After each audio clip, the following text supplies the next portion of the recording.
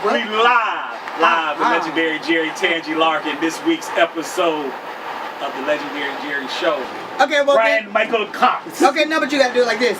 Bryan Micheal Cox. I'm not doing that. Look at his son face. Yeah. Son, Bryan Micheal Cox, thank you for coming on to the show, brother. We appreciate it. Appreciate you. Yes. My brother. Here you go with that shit. Wait, how y'all? So, okay, how do y'all know each other? Because I wanted to almost ask before the camera started rolling because I could just tell y'all had little inside jokes and little stuff going on. How did y'all know each other? I've known Jerry since the very beginning of my career. Like, since, he's been in the business for a long time. And, right. And when I was coming up, through noontime and all that stuff, like he was noontime. He was always, he was in the game, Yeah. I was coming into the game. So when you met him, it was just like, do you remember the first time y'all met Jerry? Either one of y'all? Remember. What was it? Both was at Magic City throwing money on a bunch of naked women. Probably. And we just, we had knew each other in English, but we was just throwing money. Yeah. Just throwing money. Yeah, probably. Just throwing money. just and you give me heck about giving me money for my nails. Gentlemen's Club. Actually, it was at Gentlemen's Club. It might have been at the Gentlemen's Club. That's what it might have been. Oh, the one JD rap about before I moved here. Is that what it is? Gentlemen's Club was the best strip club in Atlanta. Speaking of JD, you all's chemistry, B. Cox, is unmatched. I mean, when you all come together on songs, y'all give us history, man. Yeah, man. Y'all have given the world and just the fans and just period. Y'all, you all together as a team. Mm-hmm. I mean, not to take away from you. Yeah, and him. Yeah, vice versa. You feel me? But I remember, I don't know how long ago, maybe been a couple years when they did the not a couple years, but the song of the one of the top song. Yeah, song of the decade. Yeah. And were you also on the song y'all did with Mariah Carey? Was that number one? Yeah, it was the song of the decade. Song of the decade, and I wasn't. I mean, ironically, that song I wasn't a part of technically. I was a part of the whole project. Okay. And it's interesting because he had the pop song of the decade and I had the R&B song of the decade. Wow. It was kind of interesting. I produced Mary J. Blige's "Be Without You," so there's even when we're not trying to do things together, we end up doing things together. It's really interesting. Me and JD have a really unique relationship, like a really unique bond, I think. Now, with the many, and I say many, Grammy nominations, Grammy wins, not just nominations. Mm-hmm. Now, you've worked with, I'm talking about because we can't even say it. You work with plenty of artists, but is there a song, not just a song or project that just stands out to you that, not just from a professional standpoint, but from a personal standpoint? I know everybody you work with is special, but what project outside of the Grammy nominations, the BET, the American Music Awards, the Soul Train Awards, is there that one project that just jumps out at you, like, whether you was going through something, you was producing or whatever? Yeah, I think that, there are a couple of them, but I think for me, it's always the Genesis. I think that J.E. Heartbreak album is extremely classic. It's like one of my moments where I feel like it was a really good time in my life. It was not. It wasn't pretentious. We were all broke. Jagged Edge had a little bit of money, but they was, just back in the day, we was driving hot cars and, you know what I mean? Like, when they have a whole lot of money. You know what I mean? It was very, very little money that they had, and we was broke. You know what I mean? And I was signing Noontime, and we went to the studio having it was like the best time. It was the most innocent times, and it was just amazing that we made these records, and that's what introduced me to Jermaine. That's how, the ball kind of started rolling. So I'll always go back to that point, point when we talk about special places. And that was the J.E. Heartbreak album. Yeah, that was 1998, 99. Wow. So almost 20 years ago. Yeah. And I'm sitting here, like, I thought that I'm thinking I'm educated on Bryan Micheal Cox, right? I thought, okay, I know a little something. I pull up the discography, and I'm blown away because I'm like, oh my God. This dude he's that shit, man. No, I knew he was that, but I had no idea the so many songs. A lot of songs, man. That he's had his hands on. That lot of he's songs. had his hands on. I had no idea that you. I didn't even know you worked with Dave Hollister. Yeah, I did. I worked on 2 albums. Worked on 2 of his albums, yeah. Where is he at, by the way? Dave's around. I spoke to him recently. He's around. I mean, Dave, everybody's, making money. They're touring. They're doing their thing. Dave, actually, he's working with Teddy again. So they're, Oh, that's good. Are they going to do a new Blackstreet album? I don't know if they're doing an album. I got to ask Teddy. Come on, B. Cox. But I know that they've been on tour. I know Teddy and Dave go on tour a lot. And now Guy's back together. So it's like Teddy and Dave and then Guy. They all go. They're on tour. I would love a new Blackstreet album, and I would love for you to produce it because I'm sorry, I'm blown. You did Bad Habit. Yeah, I wrote that song for Kelly. Do you know how many men has suffered because of that song right there? No, because of what song? I gotta shake this bad habit. Can't shake this bad habit. I don't think it sound quite like that. It's Destiny's Child. It's Destiny's Child. I get it. It don't sound like that though. Sound no better than that though. Yeah, that's what I mean. We talk about stories and how songs we always talk about how songs are conversations. This is something that I've always said. Wow, that's a quotable. I learned that lesson Songs are actually conversations. writing with Jermaine and Usher for 8701. I learned that concept that songs are conversations. So with Bad Habit specifically, I went to the studio. Okay, there's a little backstory. Yes, please. I grew up with Beyonce and Kelly and Latoya and Savia. You did? Oh, you're from Houston? I'm from Houston. By way of Miami. By way of Miami, exactly. Oh, you from Texas. down bottom? Yes. Oh, that's my third home, Miami. Yeah. So I grew up in Houston, and I met a young Beyonce, a young Kelly, a young Before Star Latoya. Search? It was right around Star Right Search, around that time.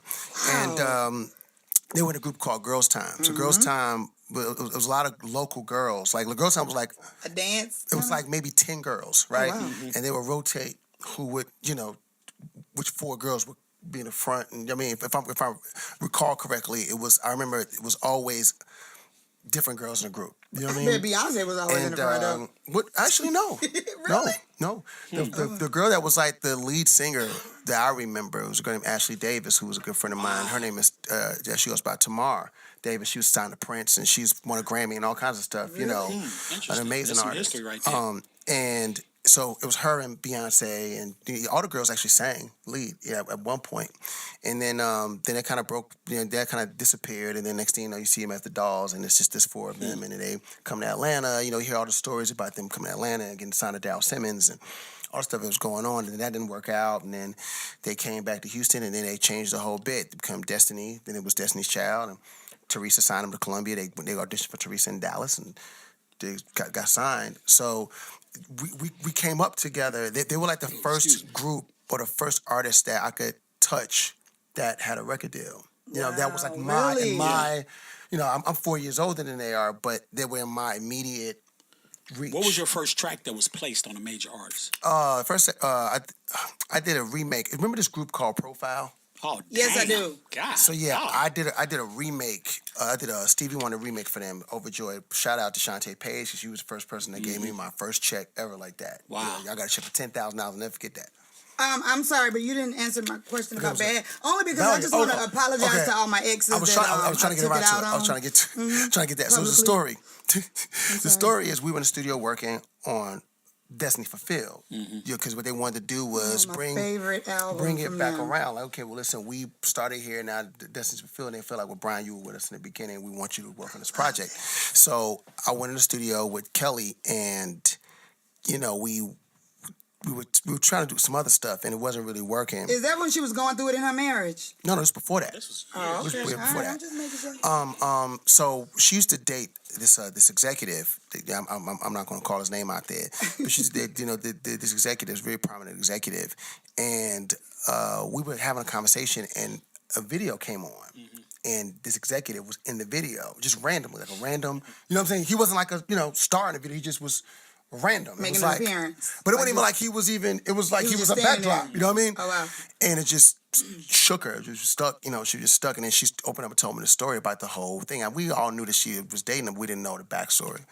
So I said, I'm about to write this song. I'm glad we had this conversation. And I wrote Bad Habit. How many times She know the words. are you gonna apologize about I the just asked same you- thing? I'm sorry, I'm getting emotional Yeah, over here. yeah, and Yeah. you sound horrible. That's all right, but he feel my passion.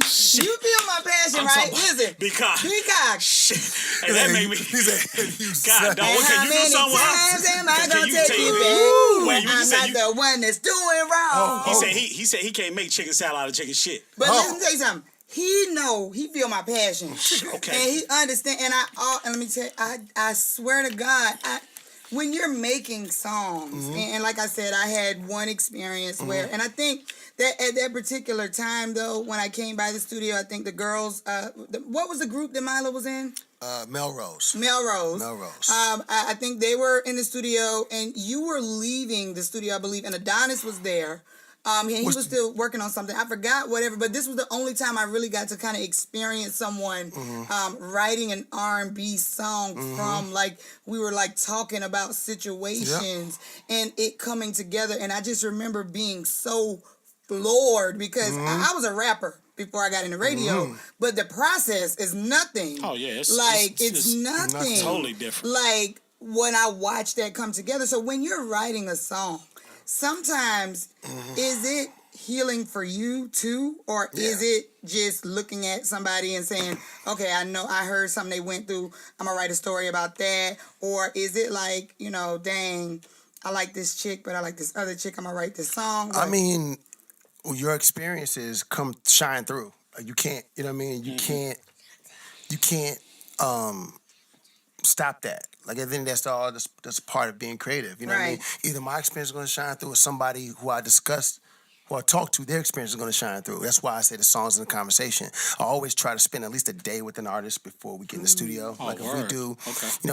if like when me and Adonis and Kendrick did Chris Brown on exclusive, it's his second album. Oh wow. We spent a lot of time with him before we started writing. You know what I mean? It was like we spent like maybe 2 days with him in the studio. We didn't do anything but kick it, talk, chill, talk, whatever. Give him some advice, Pop Carucci. Oh no, this was a long time ago. Oh, okay, I'm sorry. Go ahead. Way before that. Way before that. He was still a kid. But we spent a lot of time with him. You know what I mean? And through that we ended up doing records like, Throat and Fatal Attraction and Fallen Angel, all these songs that came from these conversations. So it to me that's where creativity thrives, Right. in personal experiences or through conversations. Have y'all ever worked together on anything, you and Jerry? Damn, Maybe good question. indirectly on something? Definitely like, indirectly. I'm sure I probably worked. Yeah, definitely this directly. And over the years, he's had numerous artists that he's put that call in and say, hey, absolutely. I need your help, Jerry brother. Clark. Make that call. Make that call. Make that call for your boy. And why the reason I've always enjoyed working with because as everybody can see and you see, Tangy, he's always been a stand-up dude, just a straight up dude. So, we clicked on, of course, on business, but on a personal level, from being family men, good from dads and all that. So this is my partner. Yeah. But you mentioned Noontime, and I notice whenever you do interviews or whatever, you always mention. For those who don't know, Noontime was a hub of talent. I was about to say, he gave a lot of people their star, right? They were a production company here in Atlanta. And I know, I've talked to several you producers. I mean, like that, not you people. You people. But several producers and writers that were signed over there to Noontime. It was, as with anything, it might have been tumultuous endings, but at the same time, people don't know. Noontime was very, very instrumental in putting Atlanta's music scene on the map and their hands that they had around the country. Because, was it brothers or something? It was Noonie Group, Chris Noonie, Hicks, Chris Hicks, and Ryan Glover and Terry Ross. But they had I'm gonna say a hub of talent over there. I remember Jazzy Cox Faye was there. over there. Yeah, Jazzy Faye. And even Block at one time. When I first moved to Atlanta, I remember when we were working on the new Face Mob project. That's why I moved here. And so I remember we came to Noontime. Like one of our sessions was at Noontime, and that's the first time I ever heard Block of it. was definitely like one of our strong allies. Like, he still is. I think that the thing with Noontime is it's amazing because it's a stamp, right, in Atlanta history. Wow. And ironically, it didn't end as tumultuous as people think it did. It just kind of ended. You know what I mean? It just kind People of just kind of grew up and did their own thing. it was like, I remember the last meeting. I really rock with. I mean, I have a lot of respect for what from Noonie to Ryan Glover, Chris Hicks, and not only the producers and creative people there, but the executives that came with that camp. Oh, I mean, yeah. everybody know how close I was to Shakir Stewart. Shakir, Jaha. Yeah, Shakir, Jaha, all those guys came from the whole Noontime Wendell, umbrella. Kenny Burns. Yes. It's a real... The Noontime umbrella and the whole Noontime movement was huge. Yeah, it was big. It was huge for Atlanta. Yeah. It was huge for the whole urban music scene around the country. I think what was special about Noontime was that it wasn't one person. Like, you think about, you get in the city. I moved to Atlanta. I started looking for people. You look for Dallas Austin. You look for Jermaine Dupri. You look for Organized Noise. You look for L.A. Reid. You're looking for people. And I think that sometimes when a person puts you on, like, let's say that, I mean, what I think what helped me tremendously with my relationship with Jermaine was that I was actually already with Noontime. Yeah, definitely. When it gave you that extra, it gave you a stamp of like, okay, I can fuck with him. And also when it came to negotiating a deal, he had to talk to Ryan. You know what I mean? He had to talk to Noonie. You know what I'm saying? Yeah. He talked to Chris. It's a whole nother, ball game versus if I went to him directly. Right. And it was like, okay, well, listen, I could have just went out like a session player, but how'd you link up with JD and Brandon Casey? Jagged Edge. The twins of Jagged Edge. Yeah, the twins were at Noontime. We were writing songs together at Noontime. They were like, I think Noontime was like co-managing their writing, their writing stuff. So they would come over there and write songs for Noontime all the time. And that's how I connected with them. And I connected with them, and then they took me to JD. You know what I'm saying? Interesting. So when they took me to JD, then JD wanted to make a deal, but JD had to go make a deal with Noontime. So the deal ended up being, I think, extremely fair from the gate. You know what I mean? Not that Jermaine would have did anything other. Yeah. But I'm just saying, just in general, I think had it been a different situation, I might not have gotten the position. I wouldn't have positioned myself the way I was able to position myself. Noontime was definitely the catalyst, the reason why I was able to position myself that way. They deserve a lot more credit than probably what they get. Absolutely. And then also, saying they were also working. They weren't just depending on JD. When we did that deal, it was still like they were working my stuff on the other side too. So when I'm over here working with, Jermaine and Jagged Edge and Brat and, then I started working with Mariah and Usher and stuff all on this side. On this side, I was doing Aaliyah, Tony Braxton, Lil Mo. Joe. Joe. Trey Songz, Justin Bieber. I was working with a bunch of different people. So it was like it was just really like a perfect storm. You know what I mean? What was your, and I know it's probably hard, what was your favorite song of all time to write? I don't know. That's a good one. I mean, one of my favorite songs, I did a record on Chagga called Remedy that I think I really, really like, but it's like a B-side, Who produced it? I produced it. Okay, so you wrote and produced it. And most of the records not most of them, but a lot of the records that have been successful for Bryan Micheal Cox, you wrote and produced. Co-wrote. I mean, I would co-write with Bryan and Brandon, or co-write with JD. But yeah, for the majority, yeah. We had fun making Confessions, so we had a blast making. I'm sure you did. That's what I mean. Oh, it's a blast. At what point in your life, as a writer producer, did you say, you know what? I think I might be able to make a living doing this shit. I knew. Ooh, that's a good one. I knew it before. Like, I knew. Hold on, nigga. Before you was born, nigga? No. Shit. No, boy. When you was in Miami and Houston, where I knew. Oh no, in Houston, I knew early. I knew early on. Okay, when you say early, middle school, elementary school. Middle school. I knew before that though. I knew fifth grade. I remember my fifth grade teacher. Fifth grade at 10 years old, it hit you. I told my teacher I was going to be produced like Quincy Jones and Teddy Riley. I told her that. Wow. So you knew. I knew. And see, that's for a lot of people that's listening, young folks. Do your research. On the history of the people that came before you, whatever fields you're going to be in. You just said Teddy Riley and Quincy Jones at 9, 10 years old. Yeah, Jimmy and Terry. I knew all that. Jam and Babyface. Lewis. I knew all of that at 10. I knew it. It was like I get a record, open up, read the credits. Like I knew who these people were. Wow, that's one thing I do miss about CDs. Yeah. Actually opening up the credits, The reading the CDJs, shout outs. man, Yeah. You know, I knew who Joe Busby was. I knew who. I mean, I knew these names Right. already at 10 because I was reading the credits. I knew who they were. I knew who Lil Silas was just reading the credits. You know what I mean? Yeah. You know, I knew who Clive Davis was just by and reading the that, credits. hey man, that shit right You know there what I mean? means like, man, whew. You know what I I mean? love hearing that, man. Yeah. I want to piggyback off that because I think it's important for people to understand that you talk about when you knew when you were going to make a living as a songwriter.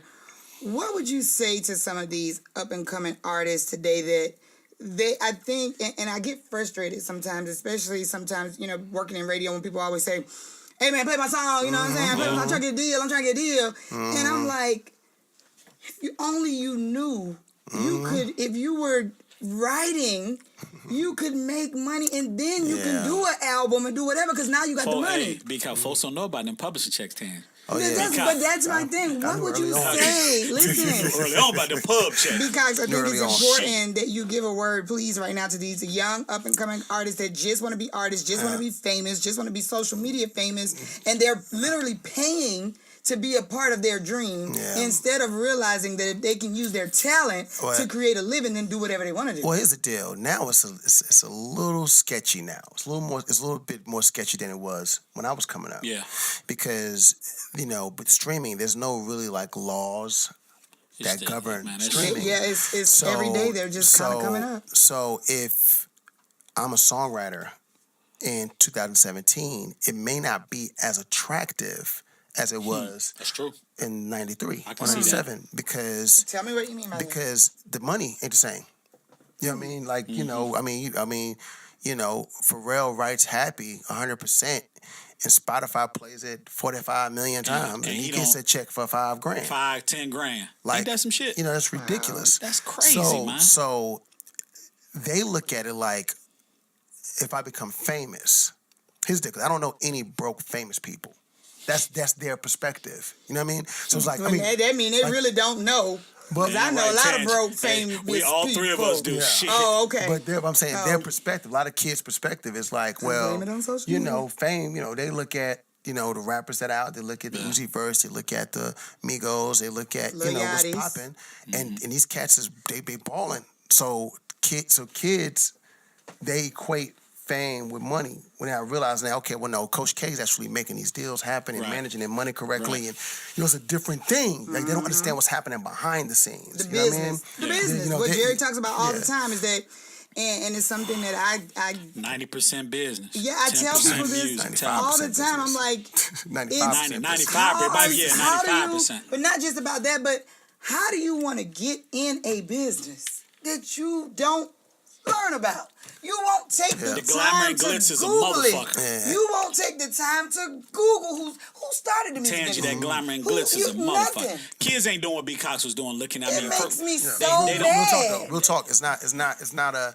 I mean, people, and because it's instant gratification too. You have to understand. Like, if you hit your social media, you know, people are becoming famous off of social media and turning that into ad revenue and things of that nature. So Right. people, I think in some ways it's actually a smart thing to do. Right. But you have to know what you're getting yourself into. And it's the gift You know and the what I mean? curse. Yeah. I You know, feel like it's the gift and the you curse. got this talent that you have. It's in your blood. Yeah.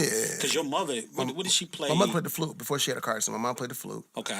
So growing up, what Music in the I household. I was gonna say. Oh, I mean, all I'm sure day. you heard the Red- Earth, Wind and oh, Fire. Red You heard the Collection. Isley Brothers. Red Collection was ill. Like, Oh, wow. that's how I know everything I know. And I mean actual records, I'm sure. Yeah, The actual records and- 45. So was she? Records So and was she like tapes. hard on you? Like, I mean, I know I got a son that play baseball. I would say that I've had my Joe Jackson moment. Mm-hmm. I mean, to keep it mildly, was she? You know, when she saw the talent in you because it runs, you know, It was our family. It's Yeah. hereditary. It's in your DNA. Yeah, Was she like actual, which is great. No, I mean, people, as ironically- kids, we want that Yeah, push. We need that push. My mother pushed me. It wasn't crazy. She didn't go like. Okay. But my mother allowed me to develop and grow, and she would give me constructive criticism.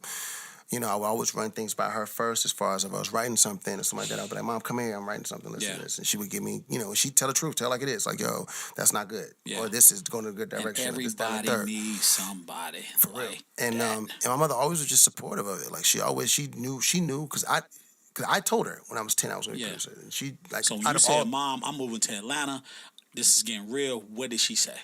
she helped me pack. Damn. You know, Wow. she helped me pack. She I gave love me, it, she man. gave me some money. Love it. All that. You know what I mean? Like, yo, and she drove her and my aunt. They drove me down here. Oh, word. They drove me to Atlanta. Yeah. And you came here, and as soon as you got here, who was the first person in the industry you called to try to get on? Who did you call? I called DARP. I went For into those That's who don't Dallas know, Austin. Dallas right? Dallas Austin. Okay. Dallas Austin. I called Dallas Austin. I called the I opened up the phone book. Back in the day, we used to have phone books. You know what I mean? The yellow kids, pages. Damn, kids don't know about no Or damn the white phone pages books. or whatever. White pages, and I yellow. opened- Yeah, white page for the business. Yeah. So I opened up the white pages and I found DARP and I called and I talked to oh man, what's her name?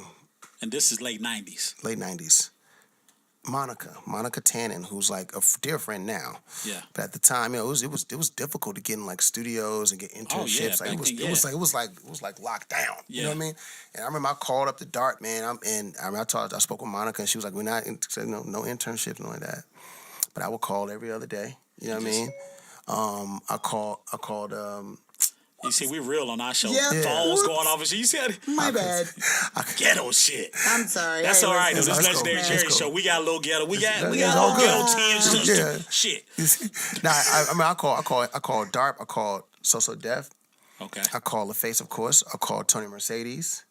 Wow. Oh, I remember called that her. name. Where do I remember that name from? yeah. Was he from Miami or Mercedes, something? one of the bass music kings. Yeah, the legend here. Bass music I was going king. to say, it seems like I remember that name. I called Raheem the Dream. So you just I just went to phone came book. Just in. called.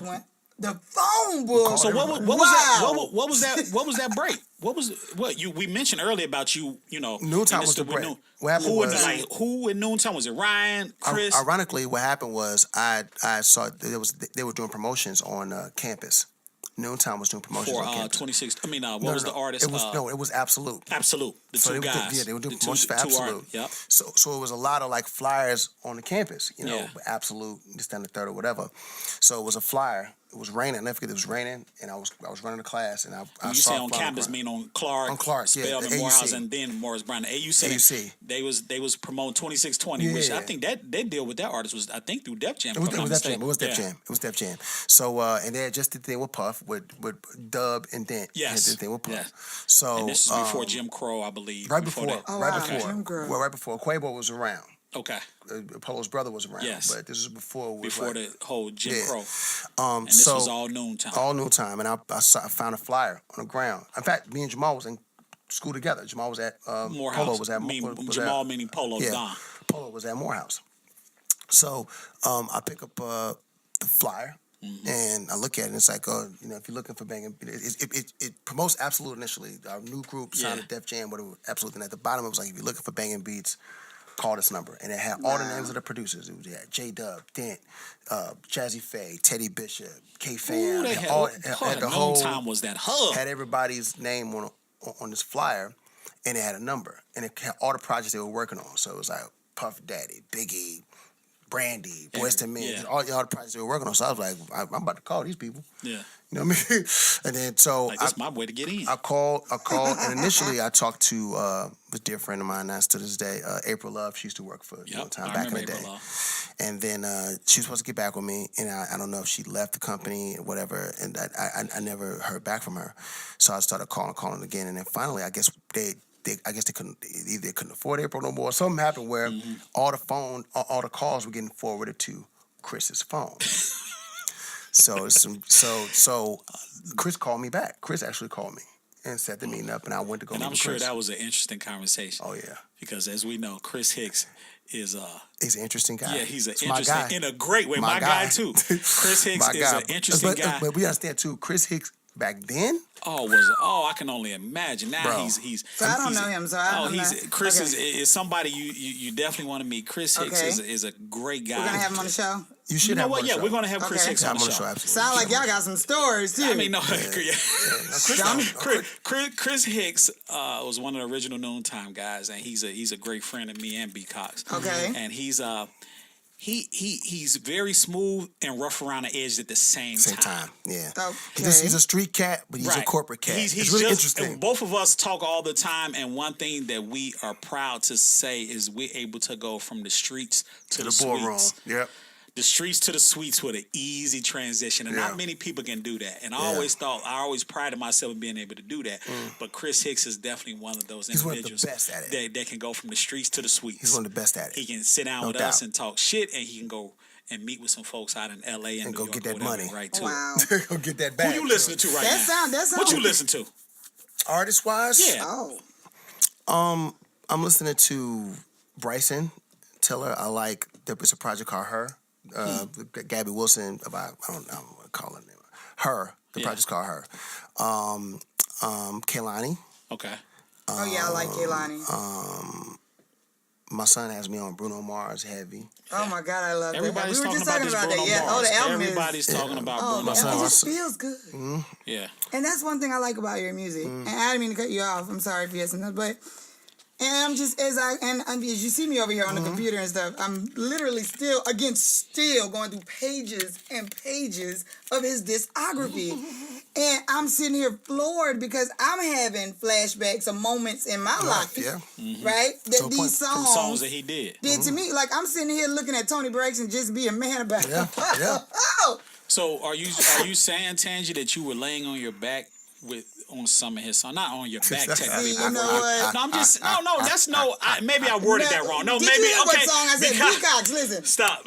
Maybe I worded that wrong. Because Maybe my nephew's in here. Maybe I worded okay. Maybe I Because said my it nephew wrong. in here. Are you saying? Hold on, Are you saying that the things that you were doing around the songs that he created is a wide range of things? Yes or no? Shit. A wide range. Very Wide wide array. range. Wide array of things. You know what? Because it's the day before Sunday and because my nephew in here, I ain't gonna let the devil use you today. But I will say this. My God, when I look at Tony Braxton just be a man about it, I literally over here got chills because I just remember the first time I heard that song and the way it affected me and what I was going through, in my relationship. Damn. And the strength that I got from that song. Because it was what I was thinking, but I was too young to be able to verbalize it into something where I could express it. So, have you ever met, because I know I'm sitting here telling you, and I'm really just, I'm in awe because the more songs I see, I really am in awe. Have you ever met somebody that told you a story about the way one of your songs affected their life? Always. What's the most craziest story or best story or whatever story you've heard? Well, the best story I think comes from Still Standing. I think that me and Adonis. Tears, real tears. That's a very dope song. We've had people tell us that they were thinking about killing themselves, and the song my God. took them off the ledge. We were just making a record based on our conversation, like I said, with Monica. My thing is Adonis, and even Jonte, because Jonte Austin wrote "Just Be a Man About It."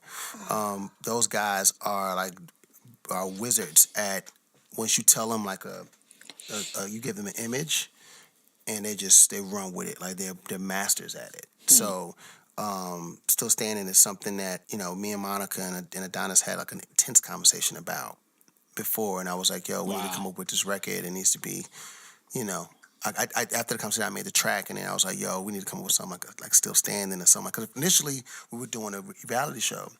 And I remember on B Street TV, right? Remember she did one episode or something? She did a few. But didn't it start off as a one episode and then they ended up doing Okay. So what happened was when she was still with Rocco before Shannon. Yes. Before Shannon. So we did the song and came up with Still Standing, and the next thing we know, that ended up being the title of the show. Yes, I remember. It was a different title before that. We actually we were filming when we were writing the song, and then they ended up making it called Still Standing. Really crazy. Wow. Now, speaking of going through things, I know you worked with Mary J. Blige in the past.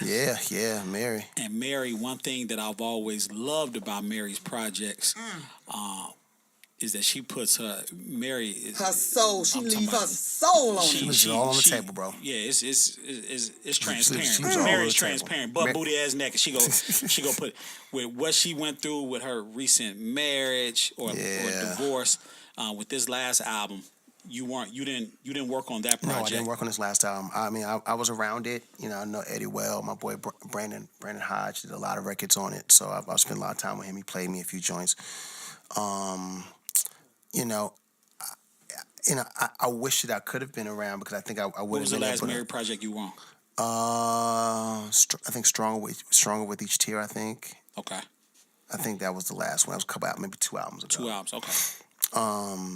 But yeah, she needs you, babe. I think I'm just gonna go and say it. And listen, I'm the big. But this last album it's incredible. This album just came out. It's Strength of a incredible. Woman. Well, that's because of what she's going through. Okay, so I mean, I hate to say Mary it, but always though every album. no, baby. But let me tell you something, baby. That right when you go through like what that right there, I already knew what it was. When I heard about the Kendu situation, yeah, man. I hate to say this, but I got excited. That's terrible. Because, I'm sorry. Okay, I apologize in advance. Because let me tell you something. Mary she go put it all like we said, transparent. But that London sessions and all that, she was losing me. And listen, and I'm the biggest Mary fan in the world, okay? And I will go on record saying that I will buy Mary albums before they came out. After my life, Mary is that I shit. was pregnant and That's 14 years old. To this I day. was 14 years old and pregnant when my life came out. And what I was going through with my children's father at the time as a young teenager trying to find my way in the world and pregnant, it was a lot in my life. And the movie Waiting to Exhale and her song Not Gonna Cry on it. Like, I mean, you just jumped 2 albums. Yeah, but what I'm saying is, ever since then, I bought her albums before I even heard or I knew anything about it. But these I kind of, the song, what was it, London? The London sessions is all right. Every artist is, they're not going to make masterpieces every time. You know what I mean? Yeah, but Mary she has enough that can. Oh yeah, Mary's catalog is ridiculous. When I tell you, I still ride to that My Life album. Yeah, My Life is amazing. Even my son, listen, my sons now are 18 and 20, right? Let me tell you something. They bump more 90s music, but it's the same way my dad raised me, that's right? How my kids are, same right? way. But that's because how we raised them. Yeah, they listen. That's because how we raised them. You might they might be listening to some UGKs, My Jay-Z, kids listen to more 90s music probably than I do. And it's because of what's in the music. What would you say? Have you ever wrote a song for somebody or produced a song for somebody, right? And you thought that this was gonna be it, right? And then maybe they kind of came back and was like, well, I want to do something that's more like the times or something like that. All the time. So how do you get offended by that, or what's your way of finding a happy medium in a sense? The one thing about this business is you got to have tough skin. Oh, you can't get offended. You can't be offended easily, right? Or you can't cross rape easy. Yeah, but just listen. I'm just saying that's a whole nother story, but I'm serious. Yeah. But I think that you, as a producer, you have to be able to communicate. That's my number one tool in the studio. I might not be much of a communicator outside of the studio, but inside of the studio, that's most creative people, though. And inside of the studio, my number one tool is to be able to communicate to the artists what they need to do and come up with a happy medium. Like that's the whole bit. Like these artists have to sing these songs for the rest of their career. So you want them to be able to at least like what they're doing. Right. Now, it may not be, we may not agree 100%, but if we can get to that 50%, you know what I'm saying? If you can meet me halfway, we Gucci. Now, you done work with a lot of artists. Yeah. I'm still over here going through pages, honey. Who you want to work with now that you haven't worked with? Ironically, a lot of people I want to work with are newer people. That phone call, I'm sure there's a few phone calls that'll get you excited. But what artists right now that would really, you've had the privilege of working with a lot of great artists. Yeah, everybody. But I'm sure I know there's somebody out there that you like, man, I want to do some shit with I like to go on with John Legend. I've never done anything with him. I think that he's an incredible artist. Me too. Man, I think y'all together, that'd be... That would be so historic and groundbreaking. Yeah. It would be one of them Michael Jackson-ish records. Let me hit Chrissy. That's my little sis in my head. Hey, Chrissy girl, call me. I'm gonna get So I'm gonna make it John happen. Legend is definitely one of those I'm sitting artists. here just thinking about, That record would be freaking John Legend is somebody who I really, really would like to get in the studio and just vibe with. I think that I like something about artists that are like established that I haven't worked with. So John Legend's one. Rihanna's another. I've never had a chance to work with Rihanna. That's my sis too. You want to work with Riri? I call Riri. We go get our nails done. Jerry gonna get my nails done after this taping right here. So me and Riri gonna go get our nails done together. I'm gonna call her. that good lap dance. I got you. Listen, didn't I tell you that me and B Cox like brother and sister, play brother and sister? I was about to, you know what? No, we don't do. I'm from the country, but we ain't that country. Don't do me. I was about to say something. Pause. Pause. Listen, I will say this. What do you do? And I always wonder this. What do you do with the songs, right? That maybe you submit or something and they don't get picked up? Like, what? Like, do you recycle them? I mean, like, do you, like, throw them away? Do you sing them yourself? No, I mean, what you do with them? No, you keep them, and then, one day you may meet an artist that it fits. You know what I mean? You keep them, though. You never throw no songs away. So you keep that them. means, B Cox, that you have some never heard music Sitting in the archives. sitting in the archives. Does that ever make? Because Ray Daniels was a guest on our show last week, and he said something, and he said, it was a few weeks ago. a few weeks ago. Okay, well, he said something about the young artists, right? He said L.A. Reid told him something about if you want to get a star, get them when they're young so they'll listen to you. 15 or 16 years old. That's true. Right? And they don't have to have all the talent in the world or be a star. Like, you can make them. But at that age, they'll listen to you. By the time they're in their 20s, it's over. They already grown, they think they can know what they do. It's over. So have you ever thought about with all that music you had, because I know you had Melrose at one point, right? Well, no, that was Adonis's group. I worked with him closely on that group. I had a group called Dirty Rose at the time. That was like a male group. Dirty Roses. And Melrose. Melrose was Adonis's group. Group, and I worked very closely with him on the group. Yep, I remember. And you can't really predict human behavior. You know what I mean? Yeah. That's the thing about dealing with artists and dealing with, like, especially groups and people and just the mixing and matching of people and women and men, and just you can't really predict people's human behavior. And that's the thing. That when you rolling them dice, rolling them dice when you putting that money out there. You know what I mean? Boy. But you have all these songs that you haven't done anything with. Yeah. Have you ever thought about getting you one of these young cats that you know will listen to you? Like, listen, they might be a day, I can make them a star, and giving them all that music and creating a star out of somebody. Because I know you got hits that and nobody's ever heard sitting at the house somewhere.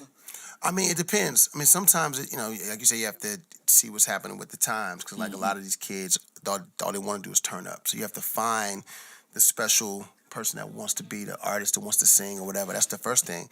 But even more importantly, like, for example, I have a gang of Usher records that nobody's ever heard, but because he's a part of the composition, I can't just sell it. Because if we're attached to it, if we're attached from a publishing perspective together, then I can't just say, well, I'm gonna give this song to a new artist, and because even though he may not want the song. Even though demo records, the records that never even made it to get done, he might by big artists. So speaking of what you just said, Tangi, about finding that young cat, and this is the last question, and we gonna wrap up for this week. Oh what are I got so many questions. What's next? What you working on now? What's there's a multitude of things. The first thing is, Chris and I have a company called Disrupt Media that we've been building. When you say Chris Hicks. So I've been working closely with him on developing. He's developing a show called Made that is ridiculous. It's Yeah, he amazing. told me about it. It's incredible. This new script is ridiculous. So I'm excited about that. I think y'all need some podcast hosts to be a part of that show. Damn right. That TV Yeah, show. go ahead, I put that think y'all plug need in. to. Put that plug in. You know what I'm saying? Hey, Chris, I ain't met you yet, but hey, Chris, what's his social media? Let me follow. Damn. I've been working with all new artists. So like artists, this artist named Drew Vision, who's based in LA, but he's incredible. Working with Dondria. I'm working close with Dondria again. I just don't feel like she get her credit. I love me some Dondria. She got a great voice. Amazing. Great voice. Amazing. I'm working with Cameron Corvette, who's a dope artist, local, incredible artist in Atlanta. There's a country group that I'm working with called the Van Lears. Myself and Greg Smith are developing together. Yes. Greg Tobin. Me and my boy Greg Smith. We have a group called I thought you said Van Greg Lears. Street. I was No, about to Greg say what? Smith. I've been working closely with doing a lot of hip hop stuff. So I'm working with Nick Grant. I'm working with Swift. I'm working with Scott King. I sent some joints off to Jada Kiss. Me and Fabulous been talking. So I'm just, I'm still out here. Okay. I'm still out here, Please, but shit, man. You don't smoke. You smoke cigars? Yes, I do, brother. Yes, I do, my brother. Oh shit! You see, we got a guest this smoke. Half these cats come in here want to be uppity bougie. Nah, Hey. No, I ain't no disrespect to none of the guests. But I'm just saying Maybe they girls don't like the smoke in their weave. I'm just saying. I get it. Why they gotta have weave? Well, hey. Because ain't nobody feel like doing their hair every day. Listen, I got a head full of hair, but ain't nobody feel like doing their hair every day. But it's getting hot, so I'm thinking about taking it out. I know Tangy was excited about this interview. I see, because we could have went on. I feel like we could have went on and we need a B-roll. on. Let me tell you why. I genuinely like you.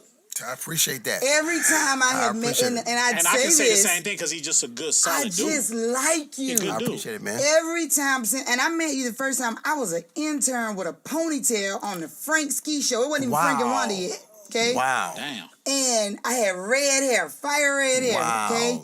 And I met you before I met your partner Adonis. Yeah. Like, I didn't meet Adonis till, later, but I was fresh out of college and fresh in Atlanta, and I can say you have been consistent. Man. You, I love Mila. I love your son. I watch on Instagram. Sometimes I feel like I'm a part of people's lives in my head. Of course. He's an incredible dad. Yes. And I clearly am a fan of your work. I never got any ego from you, ever. And, watch my, speaking of Instagram, what's your Instagram handle? My Instagram and Twitter is the same. It's Bryan Micheal Cox.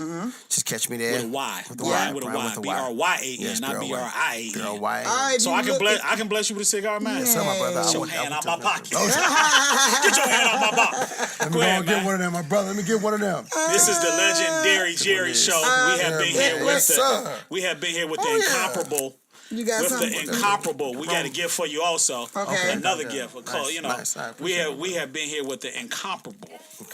Bryan Micheal Cox. I like that. Appreciate that. Yeah. And not you know what? I do want to plug something else. I do a brunch every year for the Grammys. Yes. And coming up in February. Yeah, so the Grammys coming up in February. They're going to be in New York this year. But every year, the past maybe 3 or 4 years, I partner with this charity or this cause. It's NYC Hospitals. It's Music and Memory. So basically, if you guys have ever seen this movie called Alive Inside, it's about how music triggers people's memory who have Alzheimer's and dementia. Wow. So what's the name of it again? It's called Alive Inside. Alive Inside is the movie. We'll tweet it out and put it up on our the Legendary Jerry website. Alive Inside. But the program is Music and Memory. Okay. So I'm look looking up it up right now. NYC Hospitals, Music and Memory. And so in February it'll be more. Okay. Yeah, so we're going to New York is basically what you're saying for the brunch. Yeah, it's going to be. We'll be there. We'll be at the brunch in February. It's going to be. We got a gift for you. My man Kodak right here got appreciate it. Got the classic. Got the pizza box with the gear in it, courtesy of Classics. What? Because I got more questions for you. She got more questions we gonna get to offline. Yeah, that's what I'm saying. So I don't mean now. Thank you to Legendary Jerry Show. Yes. And as you know, every week we got to wrap up. I got a dedicate the show to 3 people. My dad, Thomas Clark, who passed. My first mentor ever, Mr. Stanley Bethel, who's also deceased. And of course, our friend, our buddy, one of one, man. Mr. Shakir Stewart. On that note, Legendary Jerry, Tangy Larkin, at Legendary Jerry Podcast. Bryan Micheal Cox, at the Legendary Jerry Podcast. Is that right, Tangy? Nope. At Legendary Jerry Podcast. At Jerry Clark Show. Out.